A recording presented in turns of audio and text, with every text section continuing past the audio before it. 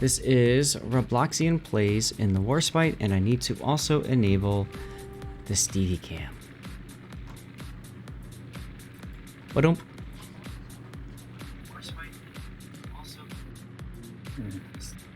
Alright. Afternoon, South. Well, hello. How's it going? Going good. Well, I haven't had this ship particularly long. You haven't? Really? I won it from someone's birthday stream like a week ago, like a couple Fridays ago, actually. Okay. Screenshot that like that. Okay. So it's kind of funny, a Warspite with a Russian carrier behind it. But he's launching planes, so that looks kind of cool. Matter of fact, if I do a full zoom tight, it brings the plane out. There we go. Something like that. Just trying to get that damn white line out from the border. That looks great. Yeah, it does. Okay, cool. Right. So, you said you just got this. You're relatively new to it.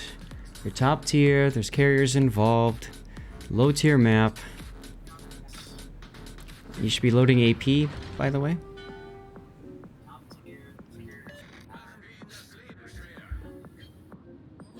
So, of course, this is one of the differences we have to note between the Warspite and the Queen Elizabeth. The Warspite actually is better served with the AP because it doesn't have the weird short fuse that the Queen Elizabeth does. I believe it's a regular fuse on the armor piercing. That's right. So you can actually reliably citadel battleships with it. And Yeah. the Warspite actually has pretty big guns for its tier, so they have really good penetration. Hey, Crimson. Yeah, it's just a habit I have from playing like my Monarch or my. I think I usually start off with HE, then at some point usually end up switching over. Now, I would say, if you were in a situation where you are up against a whole ton of destroyers, then you could, you know, that makes perfect sense.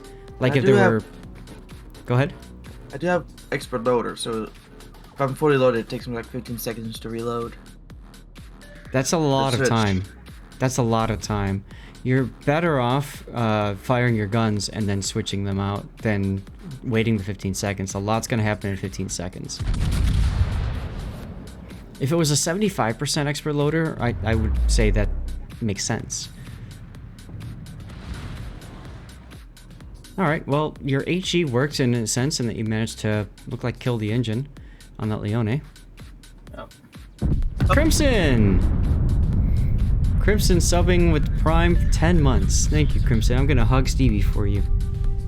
Ah. Oh. The Crimson Demon just resubscribed for 10 months. Woo. Woo, indeed. I moved the mic out of the frame a little bit here so you guys can see Stevie better from the other side. Yeah, he likes me. Score indeed. And I think I needed to replay a couple other ones from the earlier stuff. So that would be SNFL giving pizza with potato and Kaduzinin and resubbing himself. And I think Glacial. I think we have to get all those in from the Zaf chat earlier, so I'll play those off for you. SFNL1 gifted pizza with I'm basically potato trying to head to subscription. where I can SFNL1 gifted a tier 1 sub to pizza line. with potato. They have given 109 gift subs in the I channel. would actually be inclined to sort of disagree with that, because you already have the Bajoni, the Gaida, and the Kavor here, so in my opinion, it would have actually been smarter to go between B and C, because if you take a look at how SFNL1 gifted the enemy Cardiff ships San are a positioned, subscription. you can see that Cesare, the New SFNL1 Mexico, gifted a and the tier 1 Revolution sub are to actually Cardiff heading towards San. that flank. They have given So, by putting 108 yourself gift that subs position, in the you channel. can basically force them to angle to that greater source of fire from your team on the flank, and as a result of that, you can... It's basically just free shots. This part right here is very risky. SFNL1 I would just agree with you. resubscribed for 28 months. You've got 3 ships coming up that you have to deal with. And you're by yourself almost. I mean, you've got the Kavor behind you, I suppose, right? Yeah. Though I am switching to armor piercing at this point. Glacial_MK1 Well, that's just fine. resubscribed for 13 months. But the Thanks point- for all of the great streams and replays. The It point was I'm- good seeing you in CBs last night too. What I'm trying to get at here is you're exposing a lot of side in order to get to here. Like the Cesare could just look at you and whack you if he wants. The New Mexico can. The Octorev can. The Legal can farm you as well. And now you're moving to a position where even the Leone's torpedoes can hit you. So I don't know if it's a good idea to be moving this aggressively forward. Like, I kind of agree with what Potato Smasher said. Maybe in between BC would be a better position there. Auroru! Dude, hello! Good to see you again! Kitten, make sure you do the shout out for Auroru if you just can. resubscribed for 5 months. Hi there. Also, I'd focus on the New Mexico here because you don't have all your guns available for the Giulio. So I think you're better off going for the New Mexico there, or holding it for Legal, I suppose. Sure. Alright, Aurora, you got dual shoutouts there from both my mods. Thank you, Puddin'.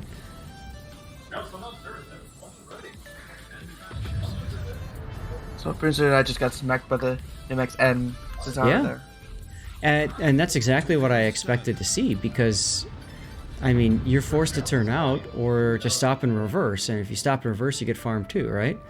So, Oh, Let's try this again, guys. Sith oh Kitten, hi train. Sith Kitten gifting a sub to Destroyer Zeka.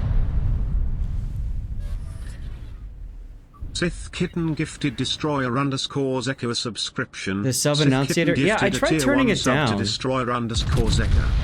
I tried turning it down, but maybe I need to turn it down even farther. Let's see if I can turn it down even farther. I turned it from 50% to 25%.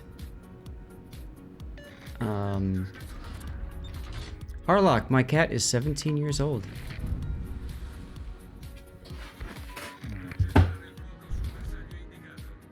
Trying to blind fire the sub.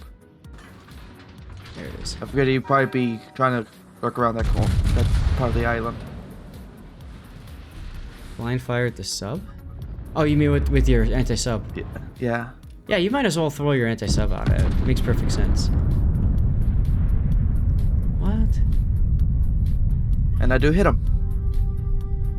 Yeah, I mean, you know, you have unlimited, and it's gonna just resubscribed for 7 months. it's Good gonna go ahead afternoon. and, you know, reload up, so that's not a problem at all. Yeah. Meat Pie Man, sorry? good afternoon to you too. I was also surprised that I actually managed to hit him. Couple of things. Hey, when Crimson. When you're in a battleship that is slow, like the Warspite, being up on the front line and being very a lack of maneuverability compared to everything else, and basically being the flank is not a very comfortable place to be. Even with the hill that Warspite has, you can eat a significant amount of damage in a very short period of time that even Warspite's hill can't make up for. Right.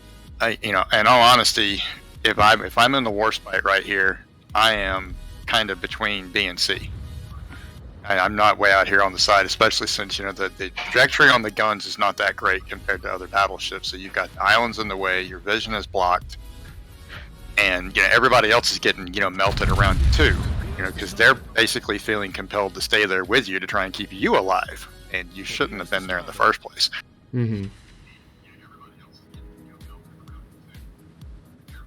I mean, I'm looking at the time in the match, the damage of the ships around you, and the damage that you have. It's just the positioning was just wrong. Right. And we see that a lot early on too. You don't need to push up the flank so hard. And I think you guys are all just getting punished for that. Anytime you push, you have to think about it. You're giving up hit points in order to make that push, right? Yep. So, is it worth it to make that push early on? Absolutely not. Now, later, it might be very well worth doing it, right? Just also, you fired a lot of salvos so far, but you still don't have your lead right. you're still dropping your shells at the very aft end of the ships and in the water behind them, instead of, you know, midships, hitting the main armor belt, hitting the turrets.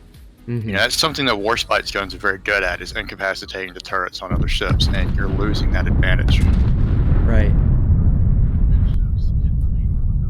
SFNL gifting a sub there. Oh, we do have a hype train going. We got to level 2, or got through level 1. SFNL1 Nice. gifted Ensign _ Cthulhu a subscription. Lead has SFNL1 always been gifted a something tier I've 1 been sub to struggling Ensign with. _ Cthulhu. Well, Right. so Even one thing that I've 120 said subs about in the lead a channel. lot is most lines, the lead in the ships, the guns, they basically work more or less the same, you know, up and down the line. A difference would be Musashi and Yamato for like the Japanese line. The guns are significantly different than the 16-inch and 14-inch guns. You have to do a much better job with the lead. You have to play the ships, and you have to play them over and over and over again until you get instinctively used to the lead, so that you're not having to sit there and use use the crosshair to tell you how much you need to lead, or, you know, firing one turret to get the range right and then firing the rest of them. And honestly, that's the best way to do it. Fire one set of guns and then adjust from there. You get used to it. For example, there, I mean, Congo is a fast ship too, so you need to think about that too. Like, you know, if you're used to shooting ships that move at 20 kilometer or 20 knots, you know, Congo moves 50% faster.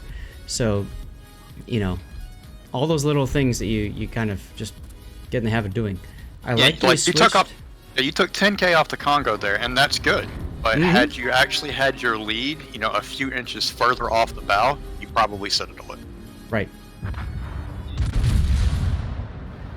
I like that you immediately responded to that sub there.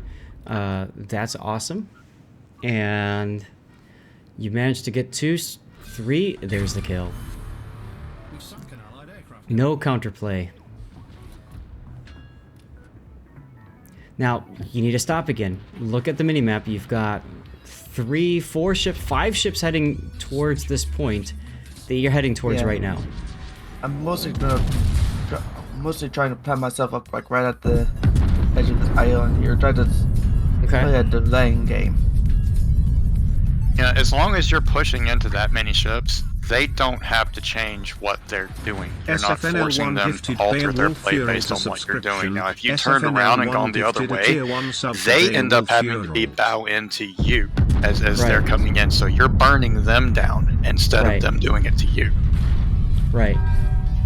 There are times when the best way to refuse a flank is to run. SFNL1 gifted Dark And this would be one of those times. SFNL1 gifted a tier 1 sub to Dark The thing is, you have 3 battleships. I mean, the Revolution's sitting behind an island, but you still have a Leglace, a Giulio, and a Congo. So, honestly, I would have just run at this point, kited the Giulio and the Leglace, and forced them towards your Celebes, your U-69, and your Nuremberg. Because they have to push in. And ships that are pushing in are almost always at a disadvantage when compared to ships that are kiting, because of the fact that they're forced to sort of weather that fire in order to get to you. Whereas if you push in, and they're also pushing in, they have to cover a much shorter distance in order to get to you. That's right. Which, basically, I mean, is it really worth taking the HP trades? In my opinion, no. See, like right here, the Legal knew he was going to die. But he also knew that because of rapid firing guns and torpedoes, he was making himself the most dangerous thing to you, but that keeps the ships with the bigger guns alive to mow you down. Yep. Now, I do like that Giulio is... I mean, you two avoid a ram. I like how you kept the focus on the Congo. By the way, SFNL gifting 2 tier 1 subs to Dark Leaves and Beowulf Red. Thank you very much, SF. And I think I've killed the announcer thing. I don't know. We'll find out next time. But yeah, I actually had to turn the volume off on the stream because the announcer thing was going insane. There we go. Nice kill. And now look at the Giulio. Ah, he's going broadside to you too. He expected. Yeah, you timed your turn to avoid that ram if that's what you were doing perfectly. Yeah. Because it kept him completely unable to do anything, and then that forced him to turn broadside to get his guns back on you to try and kill you before you could kill him. That's right. I mean, things are working out. That's all well and good. You know, we're not here to tell you, you know, you're horrible. We're here to go. Yeah. This could have been better. Yeah, and that's why I send stuff in, because there's always ways I can improve. There's always ways I can. Mm-hmm. You know, one of the biggest mistakes you can make in any repetitive type environment is taking a good outcome as confirmation bias that things went the way they were supposed to. Yeah. Well, yeah, you pick up bad habits that way, right? And then you just keep doing the bad habit.